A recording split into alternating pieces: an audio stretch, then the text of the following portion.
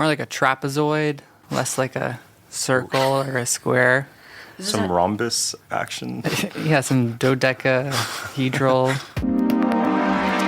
Welcome to Also Cool Sounds Like. We feature the stories and creative journeys of musicians in and around Montreal. We're having conversations about where their musical inspiration comes from, what keeps them going, and what navigating the industry is like today. My name is Gwen Roley, and I'm a journalist in Montreal. Last October, I sat down with two-piece Crasher to discuss what was then their upcoming album, Odditi Populaire, released in November. Throughout our chat, we talked about performance and stage presence. This episode was produced in collaboration with CKUT 90.3 FM. Here's our conversation.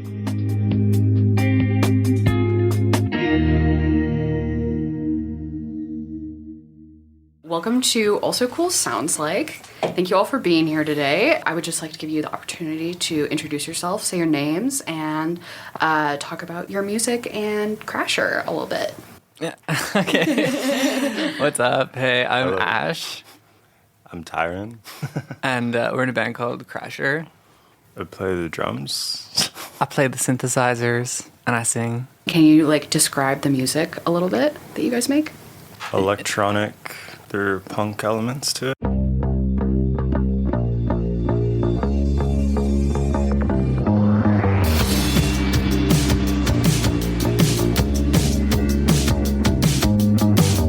So it's kind of these sad songs, and then with the drum machine parts, we started speeding things up, and so they got really fast.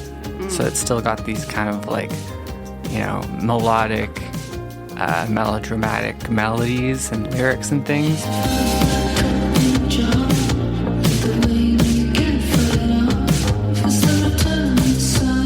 But then the attitude of the songs is just really fast and more angular, more like high energy. More like a trapezoid, less like a circle or a square. Some rhombus action. Yeah, some dodecahedral. But this isn't math rock. No, it's not. We can't really do math.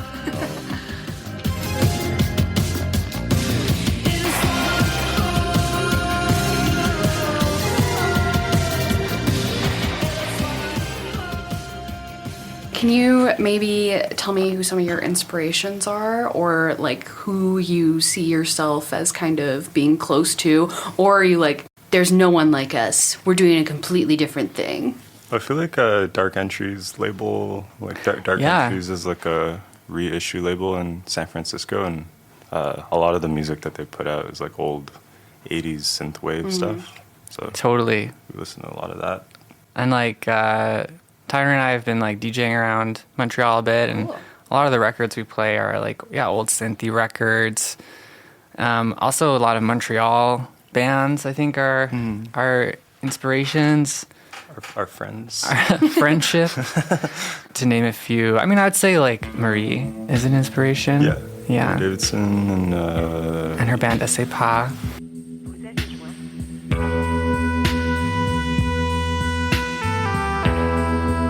our friend Yannick. Le Travailleur, who we're lucky to be jamming with right now, but Okay. his own project is super sick. Y'all should check it out. Le Travailleur on Bandcamp. Plug. Yeah. When you DJ, which venues in Montreal do you find yourself gravitating towards? We pretty much exclusively DJ'd at Casa. Yeah, exclusively at Casa, but I feel like our whole DJ saga was because we had a jam space where we recorded and jammed at for many years. And at least me personally, I learned how to DJ vinyl, literally just DJing our parties we would have. Nice. And so I feel like With 30 people crammed into a tiny box. At just an apartment. In our jam space, yeah. Okay. It was an old warehouse building. But yeah, we would DJ a lot there, a lot of parties, a lot of debaucherous DJing. Also, kind of you're asking influences, and we went to see Ministry play their first album this year, and realized that in a way it's kind of similar to what we're doing. A lot of people kind of don't like the early Ministry, or they say it's soft industrial or something, and I'm kind of yeah, I like that. That's what I like. Yeah. maybe like unintentionally we kind of like arrived at the same kind of thing. Nice. Yeah. So you have your first, or would you call it your first album that's coming out? Yeah, it's our first full-length album. Okay, It's called Odditi Populaire, and it's on Mothland Records, Montreal label. The album's out already. The album is out. Run, don't walk. It's already out. It's there. Click on it. If you're near a screen, you can probably click on something nearby.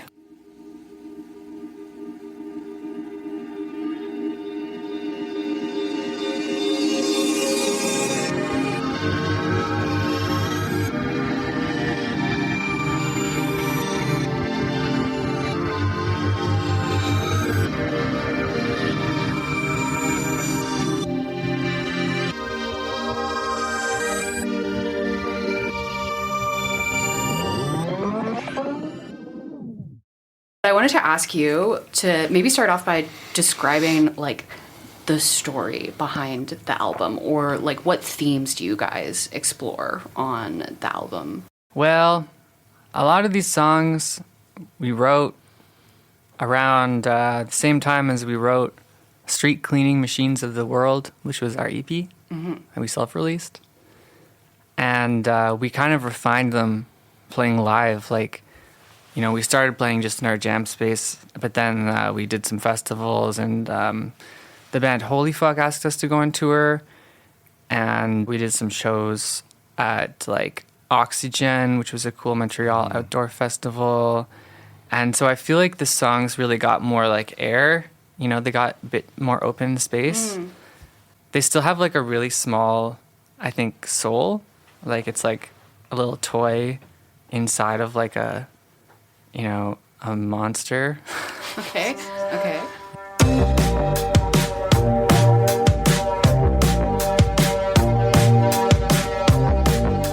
Or like a squirrel with boxing gloves. And bat wings. The bat wing squirrel. You know, like they're not like epics by any sense. They often are just really small ideas, but then like sonically they get blown up a bit. Okay. Yeah. I see what you mean. And they usually, like, I don't really even know what the lyrics are about most of the time. I just write them around the keyboards and things, and whatever is going on, I guess, in my brain at the time is what comes out. Okay. It's like about feelings, not about like the lyrics and meanings. Or... Sometimes, yeah, but mostly no. I wanted to ask both of you if you have a favorite off the album, or one that you would like to discuss as being like really superlative, as like a really good representation of what you were talking about. I have an answer, but it's so it's not what you would expect. But it's like the very last song. True. The walking. Been walking around with this all my life. That one has a bit more of a like 90s trip hop or something vibe. It's why we put it last on the album. It's like the come down kind of. And I feel like it's definitely one of the songs that like we don't like play it live, and it just kind of like. But it's been ruminating for a long time. Like I remember when you showed me like the first demo, and it just kind of like slipped in there. And but yeah, I feel just like because it's so melancholic, and I guess like the subject of the song itself, like I've been walking around with this all my life. I can just relate to. I relate to that. I relate hard to being like a flaneur, like someone who just is like loitering and walking around all the time. And just being like brushed off people's property. I think it really helps with anxiety to just go for walks. But after like, 30 plus years of doing it, you're kind of like, I'm still just walking around. And that's kind of like the song. It's like also that Kylie Minogue song where she's walking in a circle on the... Have you seen that video for Kylie Minogue, Come Into My World? Where she walks in a circle. No Kylie Minogue fans here? Sorry. But go off. When she's just walking in a circle around this like loop of like an intersection, and it's a sick video. You should check that out. Underground artist Kylie Minogue, up and coming. I'll have to check her out.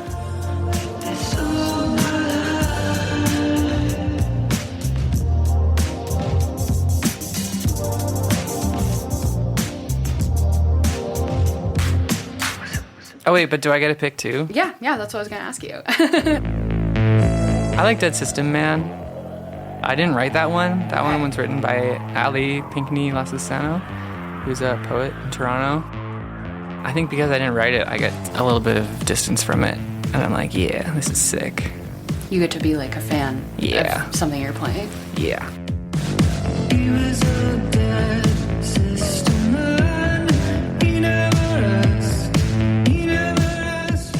That was actually the next thing I was gonna ask was what is the collaboration process of like who comes to people with songs and says this is what I'm gonna do, and then like what do you come with? Do you come with a beat? Do you come with the lyrics? Like how do you create a song together?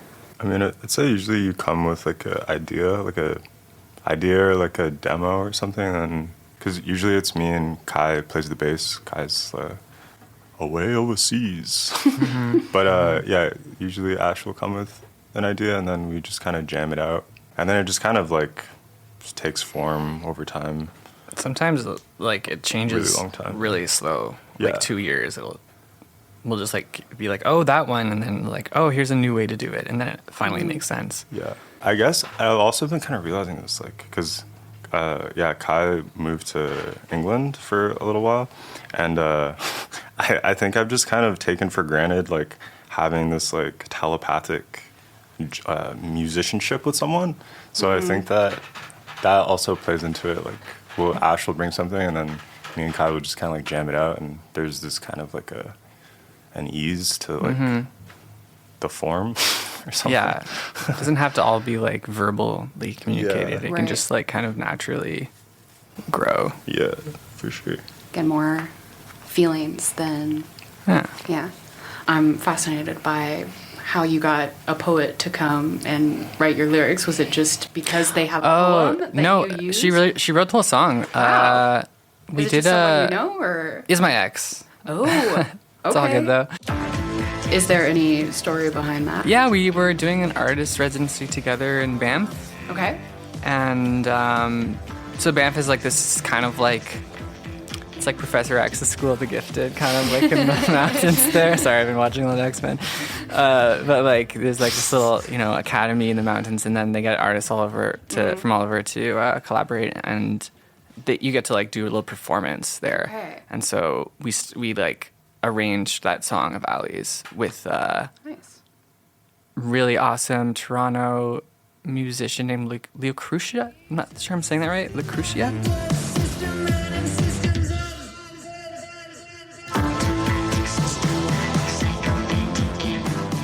And then I played guitar.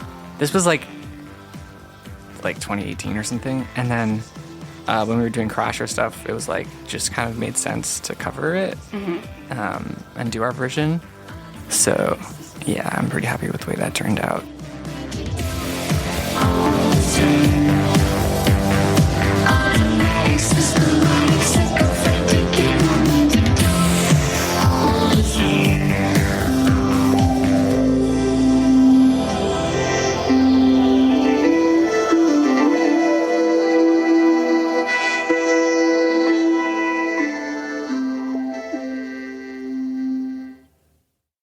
Ali did she designed the cover creatures.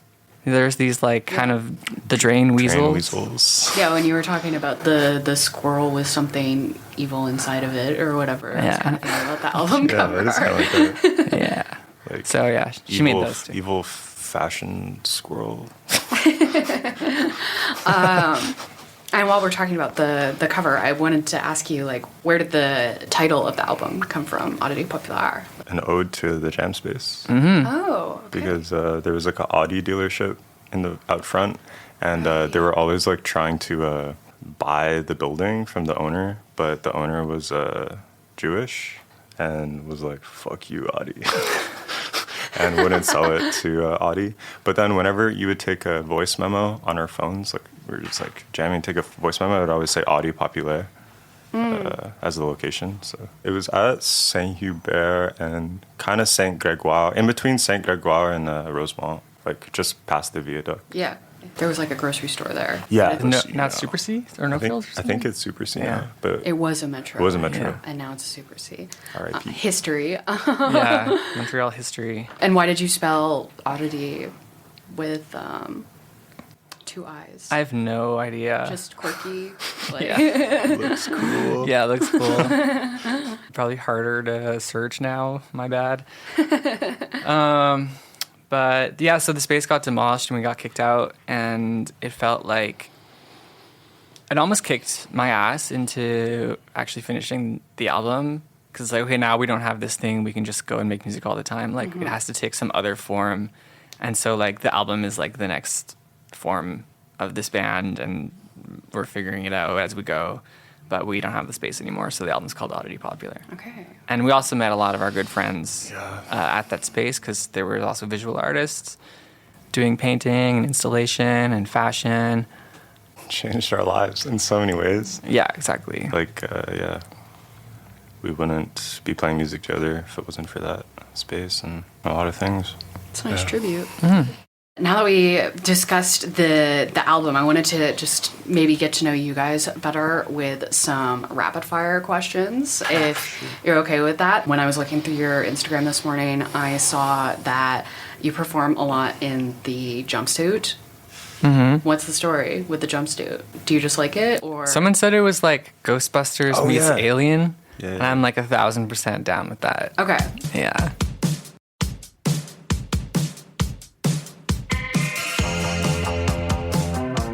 Do you feel like it fits the music that you play, or it's just like that's who you are and you're I actually change it up a lot. I wear different things on stage, but I just see it kept on coming yeah, back. like Crasher for me is definitely like a way to be a bit like cathartic with my like degenerate side or something, and it really helps me to like get into a costume Okay. to perform on stage. Whereas like in my old band Doldrums, I've like never dressed up. I was just like me all the time, and so with this project, I wanted it to be like a bit more of Getting character or something. Okay. What are some other characters besides the Ghostbuster person? Oh, like other outfits? Yeah. Oh, well, Jade, who goes by Textile Hustler on Instagram, she makes awesome costumes, and she she designed this thing that almost looks like a sea anemone that's like transparent but like reflective at the same time, and has all these like frills that look like some kind of underwater creature, and like that's really she designed it for me, so I was like really flattered. I wore that a bunch. Oh, also Leo. Also, I bought something from Leo. Oh, Leon? Leon? Yeah, Leon. They're also he's a a designer, really yeah. sick designer. Yeah, they're really cool. Which was this like shawl that had been like burned, so like there's all these like big holes in it from like fire, and it was like a white shawl, so you could see all these like blackened holes and stuff. Do you get in on that as well? Dressing up? Yeah. Yeah, but less than like You make a lot of your own clothes, though. Right? yeah, I do. Okay. Yeah. Well, I actually just have this like tank top, like a t-shirt that I cut, and then it was like one of the first shirts I screen printed that I like wear a lot when I play. Definitely no sleeves is good. Tyrin runs a silk screening studio called Trapdoor Printing. Nice. I have a studio in the Durocher building. Okay. So I've been there nice. for 2 years. But I was printing at home for a really long time. Kind of like around when we put out the first EP, I was like learning how to print at home and putting a hose in my bathtub. Nice. Okay. And, it's kind of crazy, but yeah, I did that for a long time. You like make the shower head on like the spray setting to like wash the screen. Yeah.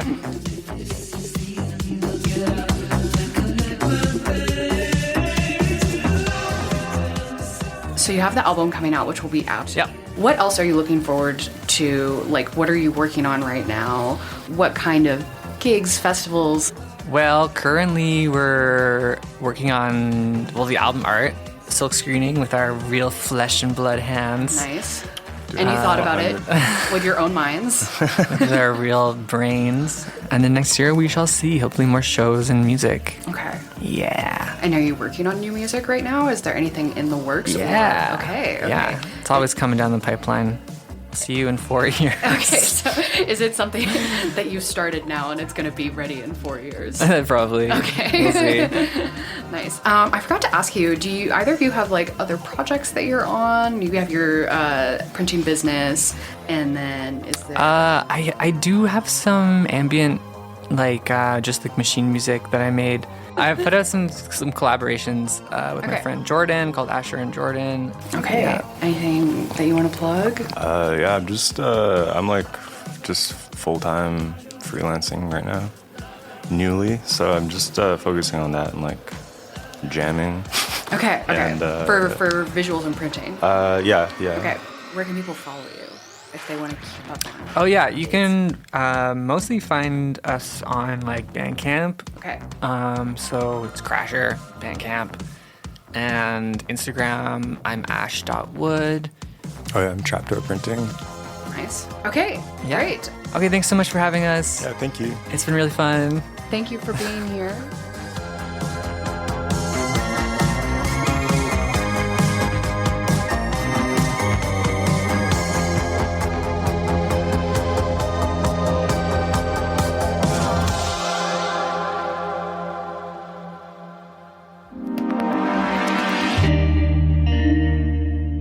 This episode of Also Cool Sounds Like is hosted by me, Gwen Roley, and was produced by Tashiina Buswa and Aviva Lessard in collaboration with Also Cool magazine. Shout out to the Also Coolers, Malika Astorga and Zoe Argyropoulos Hunter for their support.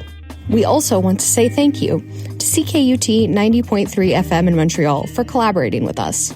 Our intro music is by Jacob Lessard, and the show's artwork is designed by Rory Stobart. Check out the magazine at alsocoolmag.com or on Instagram at alsocoolmag. We'll include a link to Crasher's music in the show notes. Don't forget to rate and subscribe to this podcast wherever you listen. If you would like to be featured on the show or want to recommend an artist, email us at podcast@alsocoolmag.com. Thanks for listening.